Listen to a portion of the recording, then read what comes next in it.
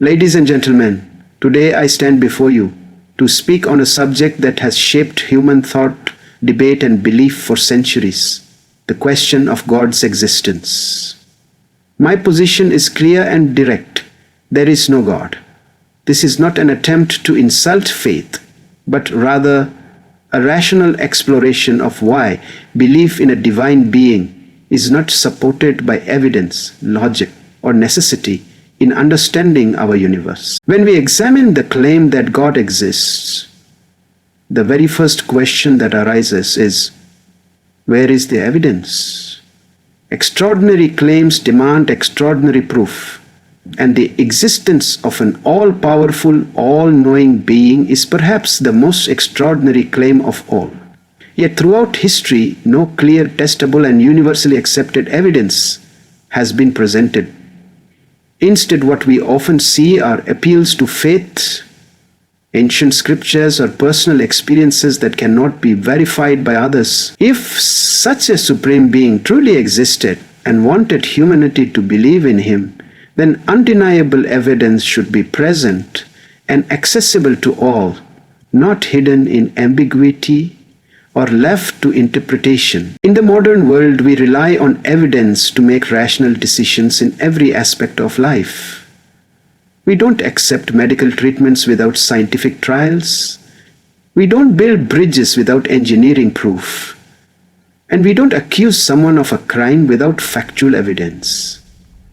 Yet when it comes to the existence of God, billions of people are asked to abandon this standard of proof and accept the claim on faith alone. This double standard shows that belief in God does not follow the same principles of reasoning that we demand in every other area of human knowledge. Without verifiable evidence, belief in God becomes an assumption, not a fact. Furthermore, what believers often point to as evidence usually falls apart under scrutiny. For instance, they may argue that religious texts are proof of God, but those texts were written by humans often centuries after the events they describe, and filled with contradictions and myths. They may claim personal feelings of spirituality or miracles as proof, yet personal experiences are subjective and cannot be independently verified. If evidence is subjective, then every religion's God would be equally valid, leading us back to the conclusion that none are objectively true. True evidence must be consistent, testable, and observable, not rooted in tradition or emotion. Finally, the lack of evidence is even more striking when we consider how much evidence we do have for other aspects of reality. Science has uncovered the origins of stars, the age of the earth, the workings of DNA, and the forces that govern the universe. These discoveries are supported by overwhelming data, repeatable experiments, and global consensus among experts. Yet, in all of this vast exploration, no evidence for God has been found. The silence of the cosmos on the matter of a divine being speaks louder than any scripture or sermon. If God exists, the evidence should be as clear as the laws of physics. But instead, there is none. For much of human history, people looked to gods and supernatural beings to explain the mysteries of the natural world. Ancient civilizations believed thunder was the voice of gods, that earthquakes were signs of divine anger, and that disease was punishment from the heavens. These explanations were rooted in fear and ignorance, because no other answers were available at the time. However, as human curiosity and inquiry developed, science began to provide natural explanations for these same phenomena.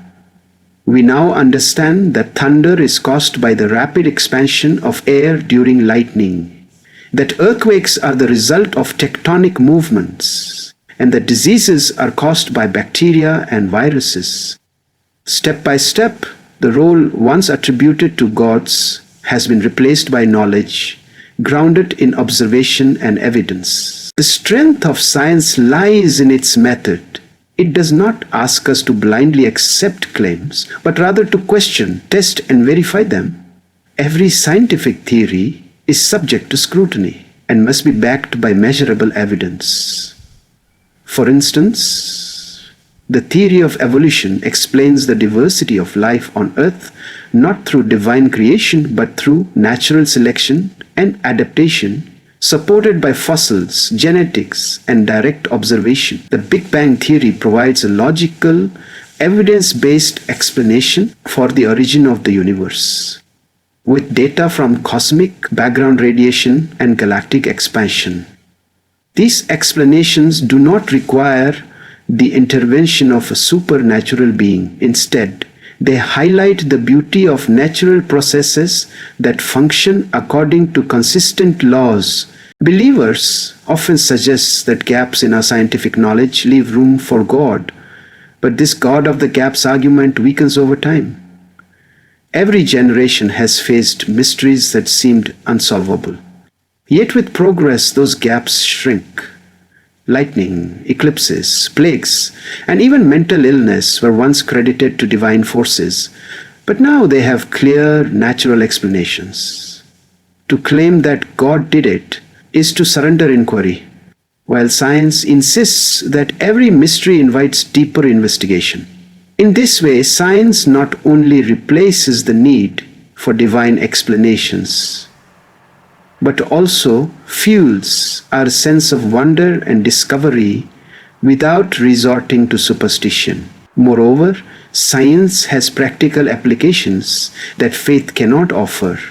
Understanding the laws of physics allows us to build airplanes and spacecraft, while knowledge of chemistry and biology gives us medicine that saves millions of lives. These advances are not the result of prayer or religious rituals, but of research, experimentation, and human intelligence. If gods truly govern the world, then prayer should cure diseases, prevent disasters, or provide answers. Yet it is hospitals, vaccines, and technology, all products of science, that actually improve human life.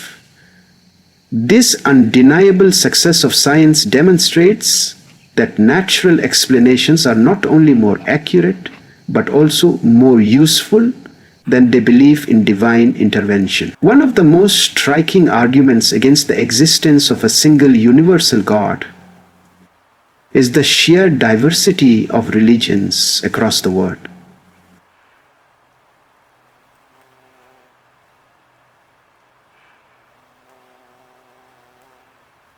If there truly were one supreme deity who created humanity and desired a relationship with us, then it would be logical for this being to reveal a single clear message to all people.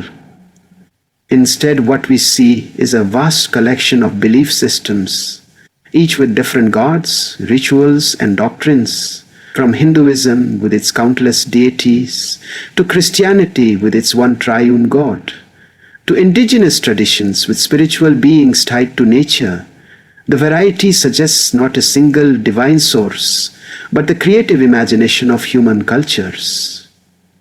Every society has crafted its own version of the divine, shaped by geography, history, and social needs. The fact that each religion claims to be the absolute truth only adds to this inconsistency. Christians insist their God is the only way. Muslims proclaim Allah as the one true God. Hindus embrace a pantheon of gods, and Buddhists often reject the concept of a personal deity altogether. These conflicting claims cannot all be true at the same time, and yet billions of people follow them with conviction. If one religion were divinely inspired, why would others exist with equally strong devotion? The diversity of belief itself undermines the idea of one real universal God. It makes far more sense to conclude that religions are human responses to existential questions, not revelations from a single supernatural being. Furthermore, history shows that religions evolve over time, adapting to cultural and political contexts. Ancient societies worshipped gods like Zeus, Odin, and Ra, whom people once believed in with complete certainty. Today, those gods are regarded as myths, yet the devotion to them was no different than the devotion people show to modern religions. This pattern reveals a cycle. Gods rise and fall depending on cultural dominance, political influence, and societal change. The gods of the past have been abandoned, and it is entirely possible that the gods of today will one day be viewed in the same way as human inventions that reflected the fears, hopes, and values of their time. The geographical distribution of religion also exposes its cultural roots. A person born in Saudi Arabia is far more likely to be Muslim, while someone born in Italy is likely to be Catholic, and someone born in India is likely to be Hindu. This suggests that belief is determined not by divine truth, but by the accident of birth. If God were real and accessible to everyone equally, then faith would not depend so heavily on where and when a person was born. Instead, religion spreads through cultural influence, conquest, colonization, and family tradition. The fact that belief systems are tied so closely to geography and history shows that they are human systems rather than evidence of a universal divine reality. Many religious believers argue that morality comes only from God, claiming that without divine commandments, humans would lack the ability to distinguish right from wrong. However, this assumption ignores the evidence of human behavior and history. Long before organized religions emerged, humans lived in communities where cooperation, fairness, and empathy were necessary for survival. These natural instincts for kindness and justice are not the result of divine intervention, but the product of social evolution. Human beings are capable of empathy because it strengthens bonds, fosters trust, and ensures group survival. In this sense, morality is deeply human, rooted in biology and shared experience, rather than handed down from a supernatural authority. Moreover, moral codes vary widely across different religions and cultures, which proves that morality is not absolute or dictated by a single divine lawgiver. What one religion considers sinful, another may view as acceptable or even virtuous. For example, dietary laws, clothing rules, or rituals around marriage differ greatly across faiths. Yet each community believes their practices to be morally correct. If morality truly originated from one God, there would be a single universal standard. Instead, morality reflects the cultural, social, and historical contexts in which people live. This diversity strongly suggests that morality is created by humans to maintain order and harmony within their societies. At the same time, some of the most moral actions in history have been carried out by people with little or no belief in God, while some of the most horrific acts have been justified in the name of religion.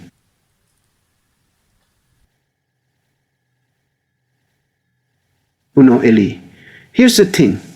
There has been actually two conversions in human society.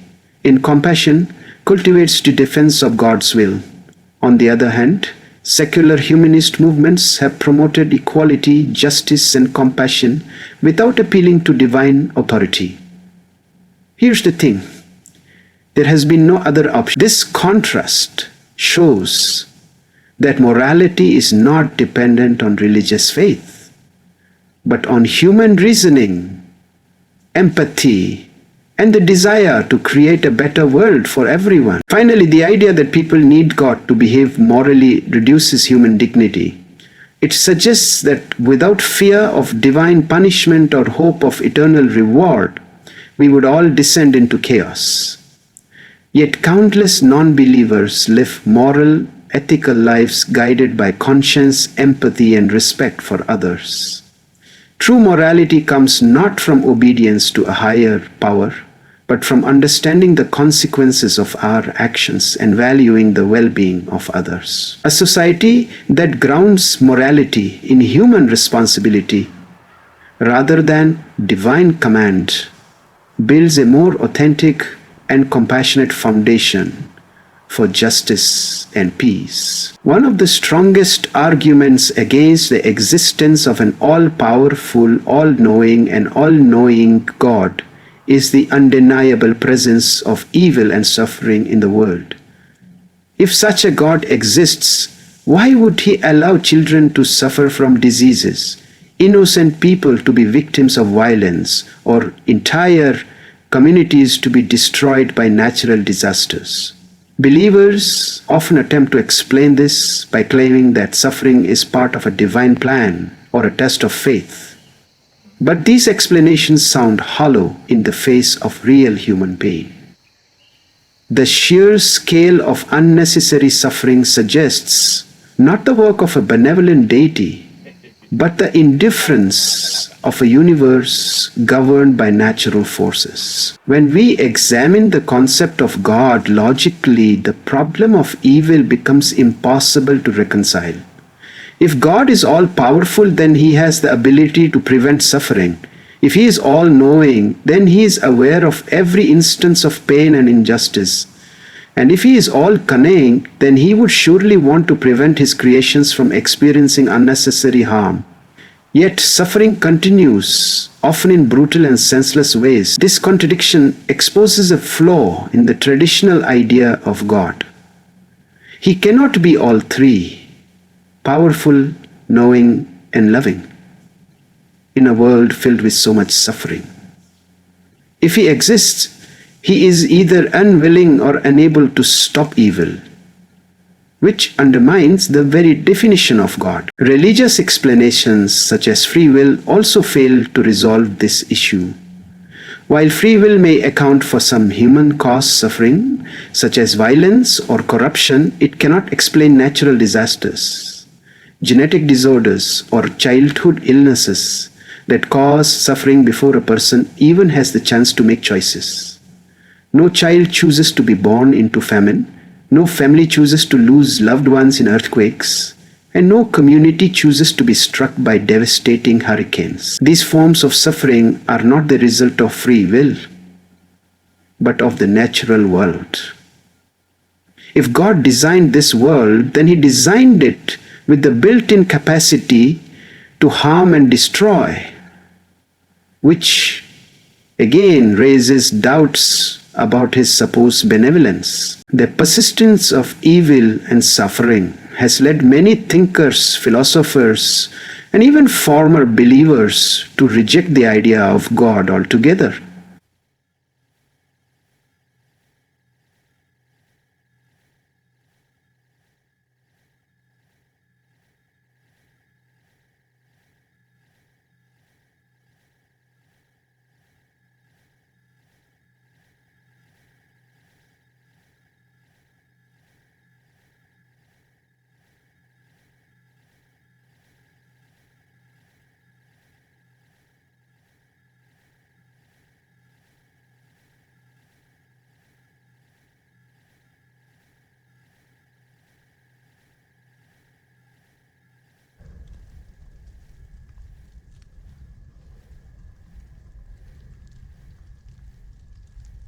Throughout history, progress in reducing suffering has come not from prayer or divine intervention, but from human effort.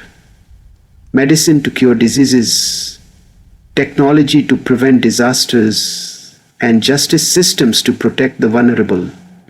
The reality of suffering points not to a caring deity watching over us, but to a world where humans alone bear the responsibility to confront and reduce pain wherever possible. Throughout history, religion has often been used not as a path to truth, but as a powerful tool of control. leaders and rulers have invoked divine authority to legitimize their power, claiming that they ruled by the will of God. By doing so, they discouraged questioning and silenced opposition, because to challenge their authority was seen as challenging God Himself.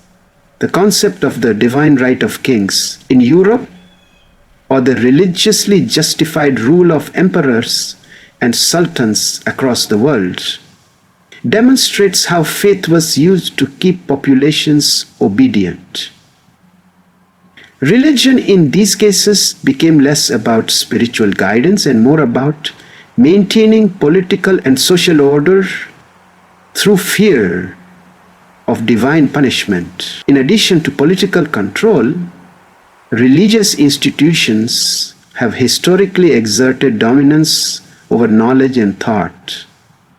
For centuries, the Church in Europe restricted scientific inquiry and suppressed ideas that threatened religious teachings.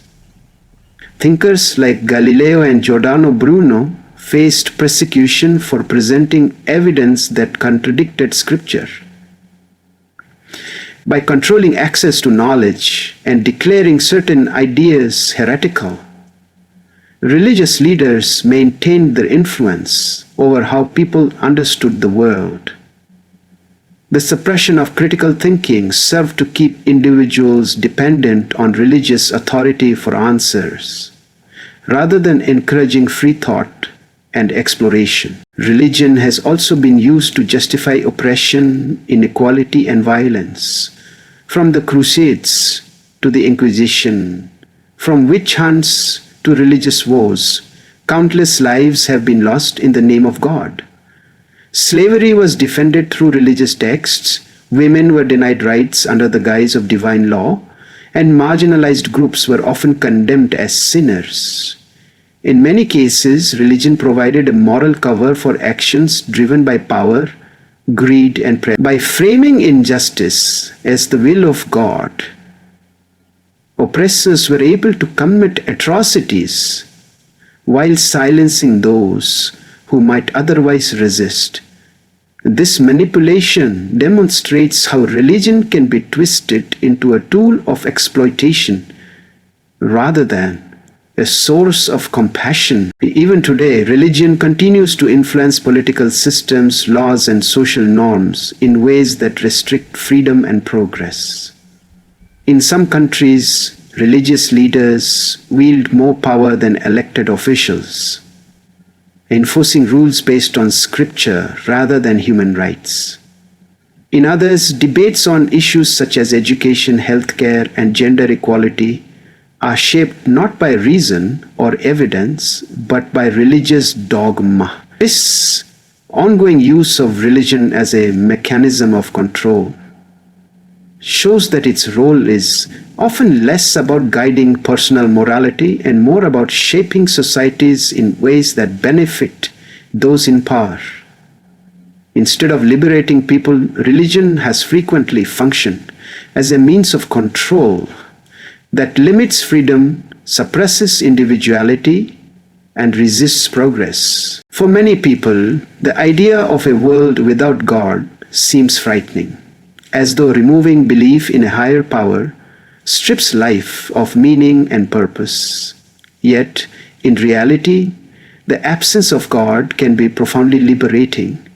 Without the constraints of religious dogma, individuals are free to define their own values, pursue their own goals, and live authentically without fear of eternal punishment or the need for divine approval. This freedom allows people to build meaning through personal relationships, creativity, learning, and the pursuit of justice. Instead of relying on a higher power to dictate purpose, each person has the opportunity to shape a life that reflects their own ideals and aspirations. The freedom that comes without belief in God also encourages personal responsibility. In religious systems, individuals are often taught that outcomes are determined by divine will, and that prayer or obedience to rituals can solve problems. Without this framework, people come to understand that real change must come from human action. This recognition pushes us to take responsibility for our communities, our environment, and our own lives. Instead of waiting for divine intervention, we realize that solutions depend on our choices, our cooperation, and our determination. Such a perspective empowers people to confront challenges directly, relying on reason, compassion, and solidarity rather than passive faith. In addition, freedom from belief in God allows for greater tolerance and diversity of thought. When societies are governed by religious rules, differences in belief often lead to division, exclusion, and conflict. But when morality and values are based on human reason rather than divine command, people are freer to coexist despite differences. Secular ethics focus on universal principles like fairness, respect, and empathy, principles that transcend religious boundaries. This opens the door to societies that are more inclusive, just, and adaptable, because they are not bound by rigid doctrines that cannot evolve with time. Finally, embracing life without God deepens our appreciation for existence itself. When we understand that life is finite and there is no afterlife waiting for us, every moment becomes more precious. Every friendship, every experience, every act of kindness gains greater significance, because it is not preparation for eternity, but the very essence of existence. Far from being bleak, this realization can inspire people to live more fully, love more deeply, and contribute more meaningfully to the world around them. In this way, freedom from belief in God does not diminish life. It enriches it by placing meaning and purpose squarely in our own hands. At the end, the question of God's existence is not just a matter of faith, but of reason, evidence, and honesty with ourselves. For centuries, humanity has turned to gods to explain the unknown, to find comfort in suffering, and to justify systems of power. Yet, as knowledge has grown, the need for God has diminished, leaving us with a clearer picture of a universe governed by natural laws, not divine hands. Acknowledging that there is no God is not an act of despair. It is an embrace of truth and freedom. It means recognizing that the responsibility for justice, compassion, and progress rests not in the heavens, but here on earth, in the hands of humanity itself. It is a call to courage, to face reality without illusions, and to build meaning through our actions, our choices, and our shared humanity. The absence of God does not strip life of wonder. Instead, it magnifies it. Every sunrise, every discovery, every act of kindness becomes more profound because it is fleeting, because it is real, and because it is ours to create. We are not waiting for paradise in another world. We have the power to build it here, together, through reason, empathy, and love. So let us not cling to myths for comfort or surrender to dogma for answers. Let us embrace the strength of human spirit, the light of knowledge, and the beauty of a life lived authentically. For in truth, in freedom, and in humanity, we find something far greater than any God. We find ourselves.